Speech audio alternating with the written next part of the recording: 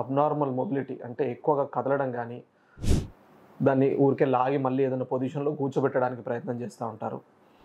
Hello అండి, ఈరోజు మనం ఒక ఫ్రాక్చర్ కానీ ఇంజరీ కానీ జరిగినప్పుడు మొట్టమొదటిగా తీసుకోవాల్సిన జాగ్రత్తలు ఏంటి, మనం కామన్గా చేసే మిస్టేక్స్ ఏంటి, వీటి గురించి మనం తెలుసుకుందాం.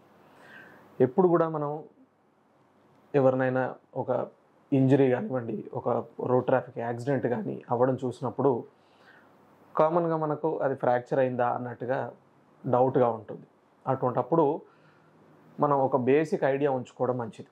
ముందు ఎప్పుడైనా ఇంజరీ జరిగినప్పుడు ఫస్ట్ మనం చూడాల్సింది నొప్పి విపరీతంగా రావడం, దాంతోపాటు డిఫార్మిటీ అంటే ఆ దెబ్బ తగిలిన చోట ఏదన్నా వంక రావడం కానీ, అబ్నార్మల్ మొబిలిటీ అంటే ఎక్కువగా కదలడం కానీ, స్వెల్లింగ్ అంటే విపరీతంగా వాపు కనబడడం కానీ, ఇవన్నీ చూసినట్టయితే యూజువల్గా మనం ఫ్రాక్చర్ అనేది మనం సస్పెక్ట్ చేసుకోవచ్చు. ఈ ఫ్రాక్చర్ అయిన వెంటనే సాధారణంగా అందరూ చేసే మిస్టేక్ దాన్ని ఊరికే లాగి మళ్ళీ ఏదైనా పొజిషన్లో కూర్చోబెట్టడానికి ప్రయత్నం చేస్తూ ఉంటారు. ఇవన్నీ చేసినప్పుడు అయితే మనకు ఆ డ్యామేజ్ని ఒక్కొక్కసారి లోపల ఉన్న డ్యామేజ్ని కానివ్వండి, ఇబ్బందిని మనం ఎక్కువగా చేసే అవకాశం ఉంటుంది. అదొకటి మనం మానుకోవాల్సి ఉంటుంది. దాంతోపాటుగా ఫస్ట్ మనం చూడంగానే ఏదైనా ఇంజరీ జరిగినప్పుడు కామన్గా రైస్ అంటే ఆర్ స్టాండ్స్ ఫర్ రెస్ట్. ఎప్పుడు కూడా దెబ్బ తగిలిన వెంటనే ఆ పార్ట్కి రెస్ట్నివ్వండి. తర్వాత వచ్చేసి ఐ అంటే ఐసింగ్ చేసినప్పుడు, ఐస్ అప్లై చేసినప్పుడు మనకు ఆ స్వెల్లింగ్ కానివ్వండి, దాంతో వచ్చే నొప్పి కానివ్వండి చాలా వరకు తగ్గే అవకాశం ఉంటుంది.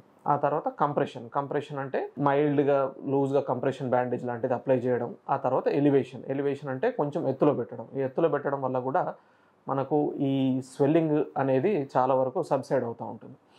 ఇంతకుముందు మనం డిస్కస్ చేసినట్టుగా మనకు అది ఫ్రాక్చర్ లాగా అనిపించి ఏదైనా ఎక్కువ కదలిక రావడం కానీ, అది విరిగినట్టుగా క్లియర్గా తెలుస్తున్నట్టు అయితే మనం దాన్ని ఇమ్మొబిలైజ్ అంటే మనకు దాన్ని కదలకుండా దానికి అడిషనల్గా బయట నుండి సపోర్ట్స్ లాంటివి ఇవ్వచ్చు.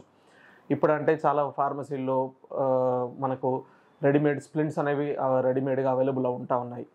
ఒకవేళ స్ప్లింట్స్ మనకు అందుబాటులో అవైలబుల్ లేనప్పుడు మామూలు ఏదన్నా మనకు పక్కకు అందుబాటులో ఉన్న ఏదన్నా సింపుల్ స్టిక్ లాంటిది కానివ్వండి, ఏదైనా స్కేల్ లాంటి దాంతో ఆ ఫ్రాక్చర్ పార్ట్ని మనం సపోర్ట్ చేసి దాన్ని లూజ్ ఒక బ్యాండేజ్ తోటి సపోర్ట్ చేసి ఉంచవచ్చు.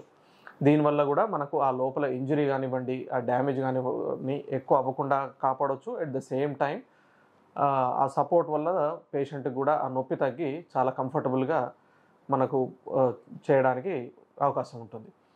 ఇవన్నీ చేసిన తర్వాత ముఖ్యంగా ఈ నాటుకట్లు కానీ, పసరు కట్లు కానీ ఇవన్నీ చేయకుండా ఆన్ టైం మెడికల్ హెల్ప్ తీసుకోవడం చాలా ఇంపార్టెంట్. Thank you.